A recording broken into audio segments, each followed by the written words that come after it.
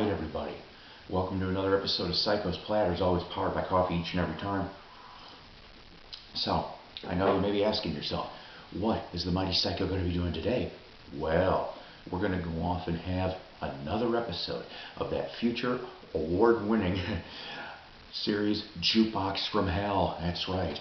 Before we get into what we're going to be talking about today, I want to thank everybody that went off and saw my previous video, which was Rolling Stone's Dirty Work. I got a little over 225 views for that in less than a week. You guys amaze me. You simply amaze me. And if you haven't seen that video, go back and check it out. But today, we're going to be talking about this album. That's right. So we have here from November 1975, Deep Purple's Come Taste the Band. Alright, so this one here is a gatefold. And then here's the back. And then on a record collecting standpoint, you pretty much have, there's a lyric sleeve, alright? And you're going to be looking at a Warner Palm label for that. So the thing is that this was an album that, I apologize, I want to say, I'm trying to remember who requested this. I don't have it on my paper. Anyways, I know that this was by request, so I apologize about that. About not knowing who the request is. But basically though, this one was the 10th album from Deep Purple. And the previous album, which was released in November 1974, Stormbringer, was number 20 on the Billboard charts. That would be Ritchie Blackmore's last album with Deep Purple for 10 years. Yes, that's right. The Funky Purple sort of starts out here with Stormbringer, actually, the funky element, the changing of the guard, if you will. Ritchie would leave after the album, and guitarist Tommy Bolin would arrive. Come Taste the Band would chart number 43 on the US, 19 in the UK, so a little bit more love out there for the UK. So who's our players for today on this one? David Coverdale on vocals, Tommy Bolin on guitar and background vocals, and a little bit of bass too. John Lord, of course, on keyboards, Glenn Hughes, bass and vocals, and Ian Pace on drums. In 2010, a 2-CD deluxe edition, by the way, I forgot to tell you, all of this is coming from Deep Purple's official website, AllMusic and Wiki, okay? Sorry about that. So it was remastered, came out remastered, and had 2 previously unissued tracks included. So if you're a fan of this album, go seek that out.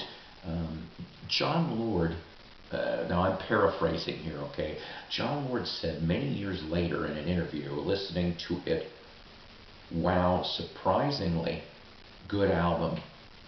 But the worst thing was, you could say, was not a Deep Purple album. Yeah, so, alright, let's go into a little track-by-track analysis, if you will. As the words of Paul Harvey, page 2. So we start off with the track Coming Home. What a cooker from the start. This is my writing, but I don't know if it's me, but Coverdale sound is like tries a little too hard on this, right, on that record, okay, on this song. Track 2, Lady Luck. This one, a nice boogie piece, sings a lot better on this one. Track 3, Getting Tighter. Okay, I know this might sound a little bit a little odd, but in my opinion, this kind of sounds a little like Foghat or early Doobies kind of feel. Always liked Glenn's voice too. Then right in the middle of the song, it turns into a boogie wonderland before we go back to the rock. Tommy Bolin with with the moving guitar here. Track 4, Dealer, a funky, slinky number here with vocals from David and Tommy. Track 5, I Need Love, another funky piece here with David singing, Bolin with some tasty guitar licks. I can't talk today. Go to track 6, Drifter. I like this one a lot. I want to point out though that it seems like they pulled a small portion of the Kinks' You Really Got Me in parts. It's in the backing and the music, and it just, you'll hear it when you see it. I may put that in my comments here so you guys can listen to that for your own selves. Track 7, Love Child. No, not the Supreme song, but it starts out okay, funky, but then towards the end has this annoying squawking synth thing. So, bleh on that one. Track 8, this time around, a quiet piano-driven number that I just can't seem to get my head around. Track 9, Ode to G, a funky instrumental. Here, it's quite alright. Track 10, You Keep On Moving, which is one of the singles off of this album. A great way to end the album on a good note. Now, saying all of that, is, once again, is this a bad album? No, it's not a crappy album. It's not a great album either, though. Okay, I'd say maybe most of the tracks were really good. It's just, I got to agree with Jon Lord. It's really not a Deep Purple album. It's a funky album. If you like white funk, so to speak, go seek this out. You may be pleasantly surprised for that portions. Okay, but this would be the statement you'd had, the last statement, if you will, for about a good almost 9 years. All right, which we'll talk about that in a second. So, afterwards for this album, they would tour until March 1976 and then broke up. David Coverdale would release a solo album called Whitesnake in May 77. Roger Glover would be on that album. Tommy Bolin went back to his solo career until his death in December 1976 due to drug overdose.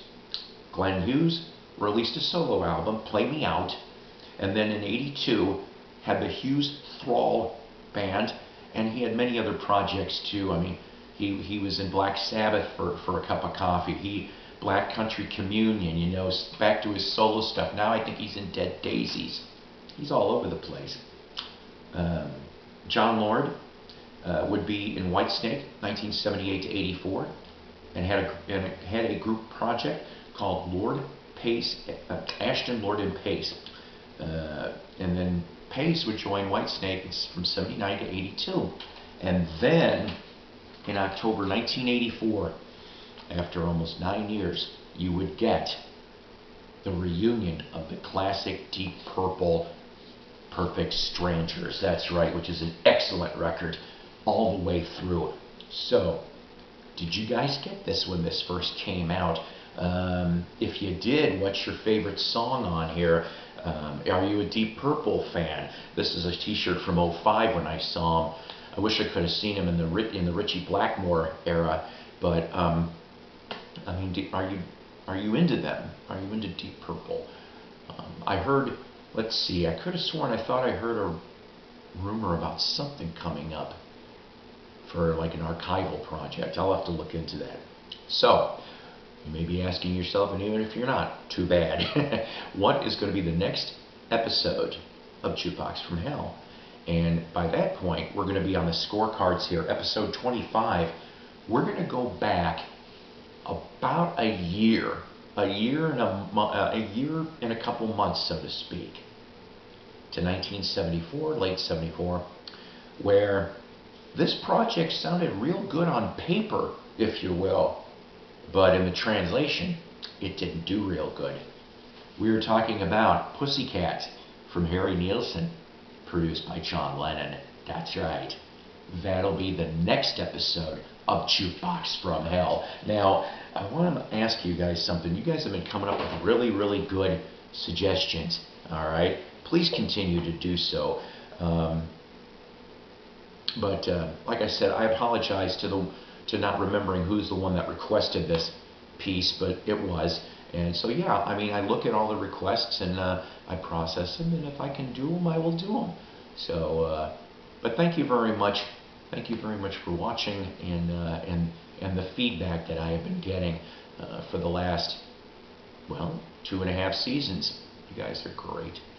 Okay, now listen, we're going to get going here. You take care. Always powered by coffee each and every time. That's the Mighty Psycho promise. You know what? Stay safe. God bless. Rock on. And see you next time.